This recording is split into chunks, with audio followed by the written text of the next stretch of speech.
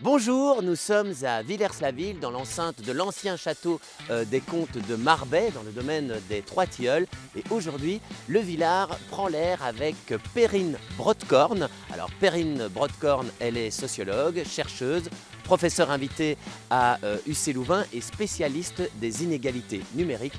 Et avec elle, nous allons parler des inégalités numériques.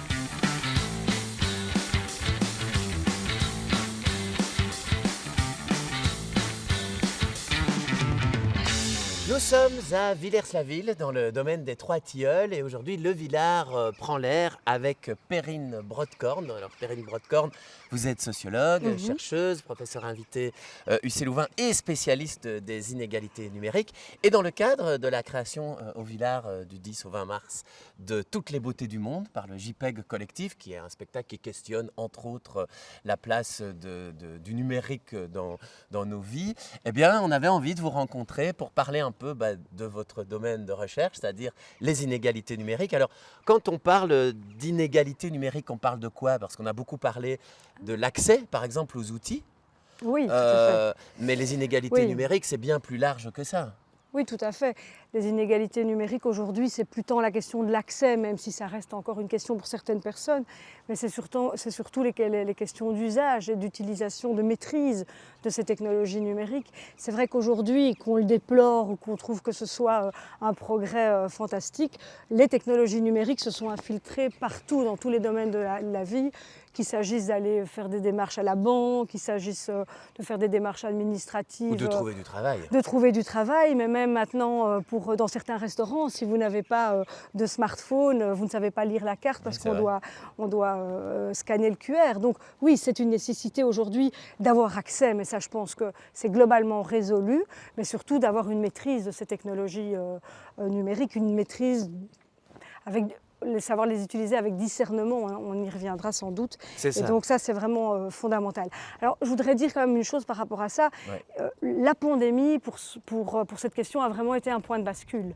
Parce que c'est vrai que, bien entendu, il y avait déjà tout un mouvement de numérisation avant la pandémie. Télétravail, etc. Oui, mais au moment de la pandémie, il y a eu une accélération de la numérisation. On s'est retrouvés quasiment tous, du jour au lendemain, dans une société qu'on appelle sans contact physique. Tout à fait. Et là, donc ça, c'est vraiment un point de bascule et ça s'est accéléré après la pandémie. Alors, un point un peu, pour des observateurs comme moi, un peu paradoxal, c'est que c'est la première fois au moment de la pandémie où on s'est rendu compte finalement que les personnes avaient beaucoup de problèmes dans l'utilisation des technologies numériques. Donc cette question de fracture numérique est devenue sur le devant de la scène, c'est devenu un problème public et on se serait attendu à ce qu'il y ait donc une décélération un peu de cette numérisation. Eh bien non, suite à la pandémie, il y a eu cette accélération de la numérisation a perduré, des politiques fortes ont été mises en place, on va numériser. Alors c'est un peu un paradoxe. Donc vous voulez dire que vous expliquez que ça a complètement explosé Voilà, c'est ça. Donc avec des politiques volontaristes très fortes et avec un discours qu'on entend encore aujourd'hui dominant, qui est « ça facilite la vie des citoyens c'est de la modernité, ça facilite la vie des citoyens. Cela dit, pourquoi si ça facilite la vie, si ça simplifie la vie, il y a tellement de personnes, et vous et moi, ça vous est sûrement arrivé, on est en difficulté face à un usage des technologies numériques. Et donc c'est à ce moment-là d'ailleurs que le baromètre de l'inclusion numérique en 2020, la première édition, c'est une étude que je coordonne avec la Fondation Roi-Baudouin, a déployé, a montré les premiers chiffres en la matière.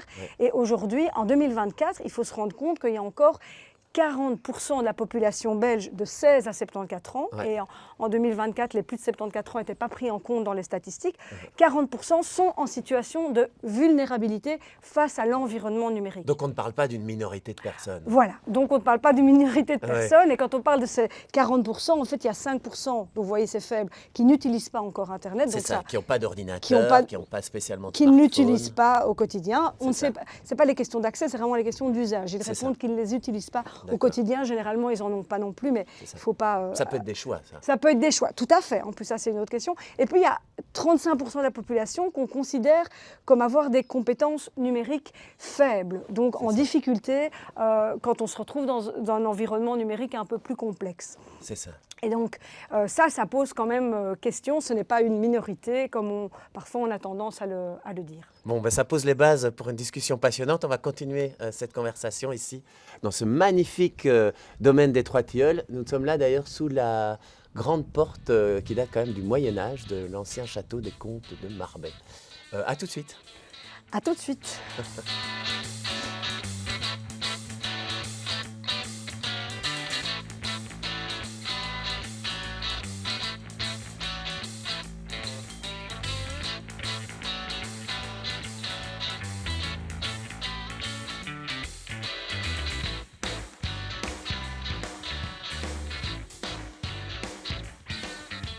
Nous sommes à Villers-la-Ville, au domaine des Trois Tilleuls, et aujourd'hui le Villard prend l'air avec Perrine Brodkorn, sociologue, chercheuse, professeure invitée à UC Louvain, spécialiste des inégalités numériques. Et donc on continue à parler des inégalités numériques. Alors les inégalités numériques, elles sont les facteurs d'inégalité numérique, ils sont très divers aujourd'hui. C'est plus uniquement des facteurs sociaux ou de moyens, je vais dire, financiers d'accès. Ça peut être des facteurs aussi d'âge, des facteurs de contexte familial. Oui, tout à fait. Voilà. Donc c'est effectivement très varié. C'est vrai que souvent on a en tête l'idée un peu... le cliché, c'est la personne âgée, donc c'est l'âge qui fait qu'on est en difficulté. Mais en réalité, on se rend compte qu'à l'intérieur des tranches d'âge, même chez les plus âgés, il y en a qui se débrouillent tout à fait bien. Et un facteur, il y en a un multiple, mais un facteur déterminant reste quand même le niveau d'éducation. Donc le niveau qu'on appelle socio-culturel, le fait d'être dans un milieu donc avec un niveau d'éducation plus élevé, prémuni du risque de difficulté avec le numérique. Mais c'est vrai qu'au-delà de ça, il y avait aussi tout un temps la question des inégalités de genre, mais ça c'est en train de s'effacer. Mais chez les plus âgés, il y a quand même des grandes différences entre les hommes et les femmes, non pas parce que les femmes sont moins compétentes, mais parce que la socialisation qu'elles ont eue dans le cadre de leur travail pendant leur vie, elles n'ont pas été amenées à être souvent en contact avec des ordinateurs à l'époque, et donc elles sont moins habituées à les utiliser. Mais aussi souvent, on pense à l'éducation. L'économique a aussi évidemment un rôle, mais le contexte joue énormément, et beaucoup d'études montrent que le fait d'être seul, d'être isolé, ça joue dans les difficultés face au numérique, tout simplement parce qu'en fait beaucoup de personnes utilisent les relais informels autour d'eux pour voir quand on a tous des difficultés. À un moment donné, on demande à l'un à l'autre, et le fait d'être seul face à son écran, eh bien ça démultiplie les difficultés parce qu'on n'a personne à qui demander de l'aide. Oui, parce que c'est vrai, on n'a pas vraiment encore dit ça, mais c'est vrai que l'omniprésence du numérique s'accompagne aussi d'une disparition d'interlocuteurs, de vraies personnes avec qui on peut interagir. Et ça, vous avez parlé d'un chiffre de 40%, c'est ça ? 40%, de oui. 40%, mais j'ai lu un autre chiffre récemment, des chiffres de l'illettrisme. Alors c'est plusieurs études différentes qui se recoupent, donc c'est un chiffre approximatif, mais enfin, on serait quand même autour de 10% de la population adulte qui aurait de très grandes difficultés à lire et à écrire. Et là, par rapport à l'utilisation du numérique, c'est évidemment extrêmement problématique, et ne plus pouvoir avoir une personne au bout du fil. Oui, c'est ce que je dis depuis déjà même. En 2016, j'ai retrouvé des écrits où je disais déjà que le problème, c'est pas tant la numérisation de la société et des services, c'est le fait c'est une forme d'excuse, j'ai envie de dire, pour supprimer les alternatives hors ligne et l'humain. Et donc ça vient d'office valoriser, puisque quand on rencontre les personnes en face à face, on est dans le langage oral. Et donc, quand on est sur des technologies numériques ou face à un écran, on est quand même face à des écrits. Donc ça va défavoriser de facto les personnes qui ont des difficultés à s'exprimer, à savoir écrire correctement, comprendre le langage écrit, puisque l'oralité disparaît avec la disparition des guichets, par exemple. Ah oui. Et ça, c'est le problème. Cette inégalité, elle vient de là, elle vient de cette disparition des guichets. Alors quand on parle d'utilisation du numérique, on parle quand même de beaucoup de choses différentes. Oui, voilà. C'est ça. Donc en fait, pourquoi il y a tellement de personnes qui sont finalement en difficulté ?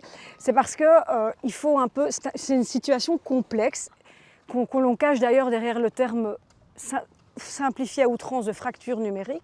Et cette situation complexe, je crois que pour la comprendre, il faut déplier certains concepts, certains termes. Le premier concept que je pense qu'il faut vraiment déplier, c'est cette idée du numérique au singulier. Il faut savoir qu'au départ, c'est un adjectif, que maintenant on utilise comme un substantif. Et le numérique, en fait, qu'est-ce qu'il y a derrière ce numérique au singulier? Il y a une multiplicité de choses. Première chose, multiplicité de dispositifs. C'est pas la même chose d'être sur son smartphone ou sur un ordinateur. L'ordinateur, c'est plutôt une technologie de travail. Le smartphone, on l'a tout le temps avec soi. C'est une espèce de technologie totale, on peut tout faire avec, c'est plutôt bon. Première chose, il y a des usages multiples dans des contextes divers. Donc déjà, parler du numérique au singulier, ça cache la diversité. Ça, c'est une première chose. Et puis, un deuxième élément qui est important et qui explique aussi les difficultés qu'on a face au numérique, c'est qu'il y a toute une série, on le disait tout à l'heure, d'exigences implicites pour pouvoir utiliser de manière fluide ces technologies numériques. Il faut avoir, on n'y pense pas assez, mais une bonne connexion Internet.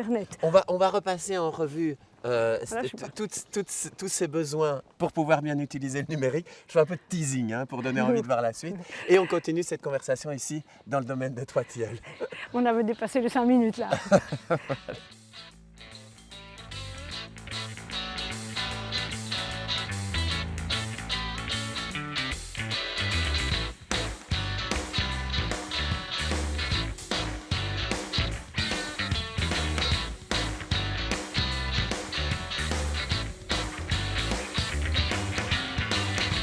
Nous sommes à Villers-la-Ville, au domaine des 3 tilleuls, et aujourd'hui, dans le cadre de la création du spectacle Toutes les beautés du monde, qui se fera du 10 au 20 mars au Théâtre Jean Vilar, nous avons le plaisir de discuter ici avec Perrine Brodkorn. Alors Perrine Brodkorn, vous êtes sociologue, vous êtes spécialisée en inégalité numérique, et donc on est en train là de discuter justement de cette question des inégalités numériques, et vous m'expliquez que quand même, c'est assez complexe de parler de fracture ou d'inégalité numérique parce que les usages sont vraiment multiples et diversifiés. Oui, les usages sont multiples et diversifiés, comme je le disais. Et en plus, il y a une série souvent de conditions, d'exigences implicites avant même de parler de compétences numériques en tant que telles, auxquelles on ne pense pas souvent. Il faut déjà avoir un bon matériel. Une fois qu'il faut faire des usages, avoir des usages un peu plus complexes, comme des usages en lien avec l'école, avec le travail ou avec des services administratifs, il faut avoir une bonne connexion Internet, un bon dispositif, un bon smartphone. Ils se renouvellent tout le temps, les smartphones, et souvent ça devient compliqué quand on a un outil un peu plus vieux. Et puis aussi... Oui, et puis il n'y a pas que les smartphones, même les applications ne fonctionnent plus avec les nouveaux systèmes, et donc il faut changer de smartphone pour changer de système, etc. Voilà, donc ça sont les premières exigences simplement techniques. Et puis comme on le disait tout à l'heure, avant même de parler de compétences numériques en tant que telles, il faut des compétences de base, en lecture, en écriture, on en a parlé. Une capacité aussi, si on doit gérer maintenant tout en ligne, toute sa gestion administrative, des capacités de gestion justement administrative. Donc ça, ce sont tous des implicites qui sont souvent pas pensés ou peu envisagés. Puis on arrive à cette question centrale, en tout cas c'est une question centrale dans les politiques de lutte contre les inégalités numériques, c'est la question de compétences numériques. Et je pense que là aussi, il faut un peu déplier ce terme, parce qu'en fait, derrière ce terme de compétences numériques, heureusement, elles sont là quand même au pluriel dans la littérature, aussi dans le débat public, mais il y a plusieurs types. Qu'est-ce qu'il y a derrière ces compétences numériques? Est-ce qu'on parle de compétences numériques liées à l'information, à la communication, compétences numériques liées à la création de contenu, enfin liées à la capacité à gérer ses données personnelles? Vous voyez, en ouvrant cette question de compétences, il y a beaucoup de choses. Oui. Et puis au-delà de ces domaines de compétences, c'est vrai que généralement quand on pense compétences numériques et qu'on pense, c'est le leitmotiv des politiques d'inclusion numérique, c'est on va développer les compétences numériques, on pense au développement des compétences numériques qu'on appelle instrumentales. Exactement, savoir utiliser les outils. Savoir utiliser les outils. Et toutes les formations, la plupart des formations qui existent aujourd'hui, c'est pour savoir utiliser les outils. Excel, Word, etc. Oui, c'est ça. Excel, Word, les réseaux sociaux. Les applications, Photoshop, enfin bon. Voilà, tout ce genre de choses-là. Évidemment, c'est important d'avoir ces compétences numériques de base instrumentales, mais elles sont loin d'être suffisantes aujourd'hui dans un monde qui est numérique, qui est de plus en plus complexe. Et donc, il y a ces compétences, après, ces compétences instrumentales qu'on apprend beaucoup moins, peut-être à l'école un peu plus, ces compétences de type informationnel, la gestion de l'information, la capacité à discerner une bonne information d'une mauvaise. Aujourd'hui, avec les fake news, c'est vraiment un enjeu fondamental. Ça, ce sont vraiment des compétences critiques, ce que vous dites là. C'est-à-dire savoir effectivement distinguer à quel endroit on peut trouver une information fiable, à quel endroit l'information ne l'est pas.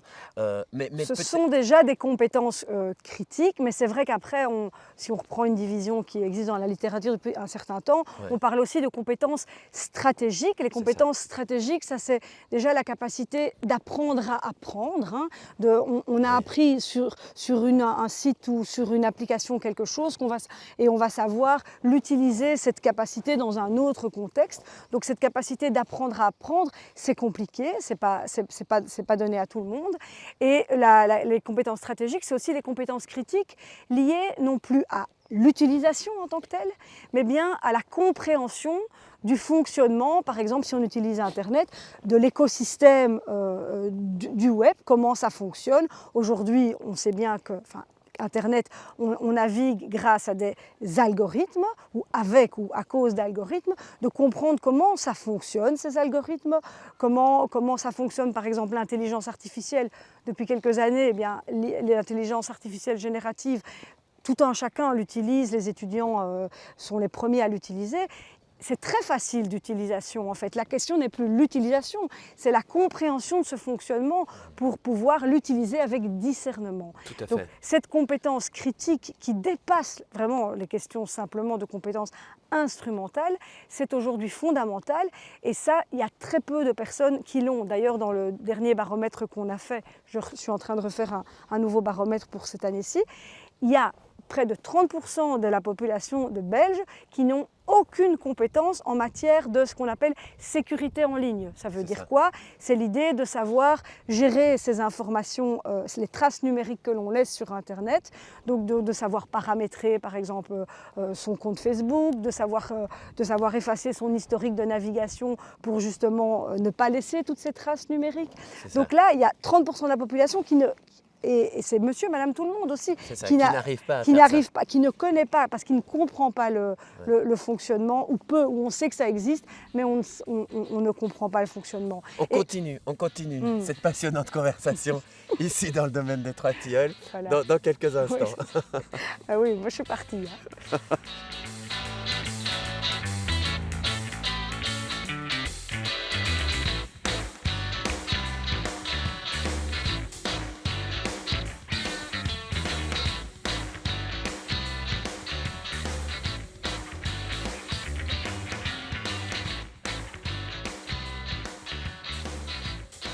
Nous sommes à Villers-la-Ville.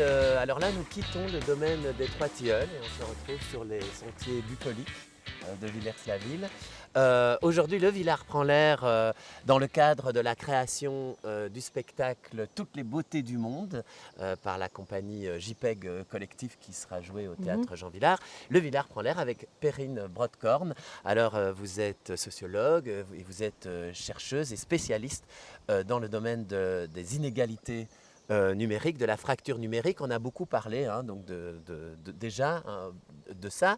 Ce qu'on n'a pas tellement parlé, c'est quand même de rappeler que finalement, ces outils numériques, ils ont été conçus par des entreprises commerciales dont le but est quand même d'être rentables et des entreprises qui n'œuvrent pas spécialement pour le bien-être individuel et collectif et qui n'hésitent pas à mettre à l'œuvre des mécanismes d'addiction, des mécanismes qui font appel à nos circuits neuronaux et à notre inconscient en fait pour nous faire consommer du clic, comme on peut dire, ou en tout cas consommer du numérique et que là aussi ça pose quand même des questions, que ce soit d'ailleurs en termes de compétences ou que ce soit en termes de régulation. Tout à fait, c'est pour ça qu'on a beaucoup parlé jusqu'à présent et les politiques de lutte contre l'inclusion numérique axent beaucoup le développement de formation, le développement de compétences numériques. Donc sur l'individu. Sur l'individu, donc les réponses sont fortement axées sur l'individu. Voilà, évidemment, formez-vous. Exactement, et évidemment c'est nécessaire, mais ce que je dis depuis bien longtemps, c'est loin d'être suffisant et d'autant plus, comme vous venez de le rappeler, que c'est un peu un combat combat à armes qui n'est pas du tout égal. C'est un peu David contre Goliath, puisqu'en réalité, comme vous l'avez rappelé, on est face à des géants du numérique, des technologies qui sont développées par des entreprises commerciales qui n'ont évidemment tout sauf comme objectif l'intérêt général, le bien commun ou la santé mentale des jeunes, des moins jeunes, mais bien des objectifs commerciaux de captation de l'attention. Et donc, évidemment, de dire développer vos compétences numériques, c'est une injonction forte, alors même que l'environnement est de plus en plus opaque. Exactement. Et c'est voulu aussi que ce soit opaque pour qu'on ne comprenne de moins en moins le fonctionnement.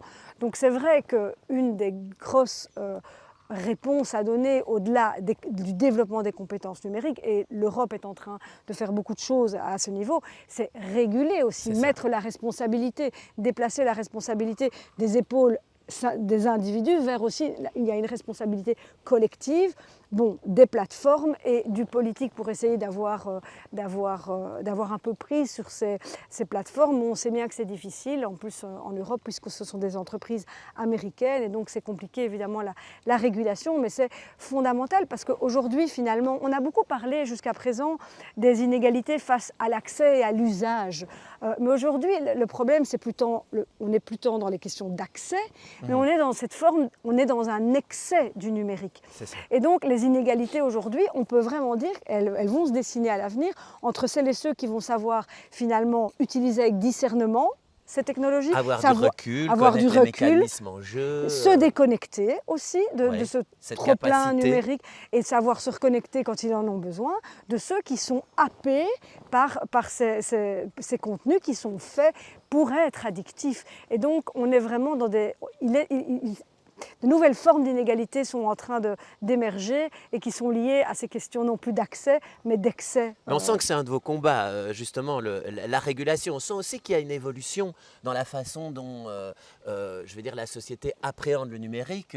Je me rappelle, il y a 20 ans, peut-être même moins, il fallait des tablettes dans toutes les classes pour apprendre. Là, on lit des études sur le fait que d'écrire à la main permet à des circuits neuronaux beaucoup plus multiples d'être mis en action. Tout à fait. On a récemment interdit, ça a fait grand bruit d'ailleurs dans les médias, les smartphones dans les écoles en fédération Wallonie-Bruxelles. Donc, on y est pas, il y a encore du chemin, mais on commence à sentir qu'on en revient. En Belgique, comme en Europe, mais c'est vrai qu'il faut rappeler ça, pour insister sur ce trop-plein du numérique, maintenant il est peut-être temps de ralentir pour réfléchir un peu la juste place du numérique dans la société. Oui. Il y a eu beaucoup de combats citoyens, associatifs, qui ont aussi mis cette question sur le devant de la scène. Et donc, moi je dis toujours, finalement, être inclus dans une société numérique, c'est bien sûr avoir les compétences numériques, mais c'est aussi avoir le choix de pouvoir accéder autrement aux divers services de la société qu'en ligne. Donc la question du choix doit vraiment se reposer et doit être au centre du débat, et c'est ce qui est en train, grâce à des combats de société qu'on mène avec beaucoup d'associations. C'est grâce à ça revient sur le devant de la scène et la question du choix devient fondamentale à nouveau. Et j'en suis très heureuse. En tout cas, ce qui est sûr, c'est qu'au théâtre, c'est pas du numérique, c'est des vraies personnes qui rentrent en relation réelle. Et donc, merci d'abord pour cette passionnante discussion. Et on vous propose de se retrouver au Théâtre Jean Vilar pour cette création, Toutes les beautés du monde, par le JPEG Collectif, qui questionne d'ailleurs notre rapport au numérique, mais aussi le rapport qu'on peut avoir à la nature, etc. Ici, nous étions bien ensemble, réellement, dans cette magnifique nature. Merci beaucoup et merci à vous. Bienvenue pour voir le spectacle et bonne continuation. Vous aussi, merci.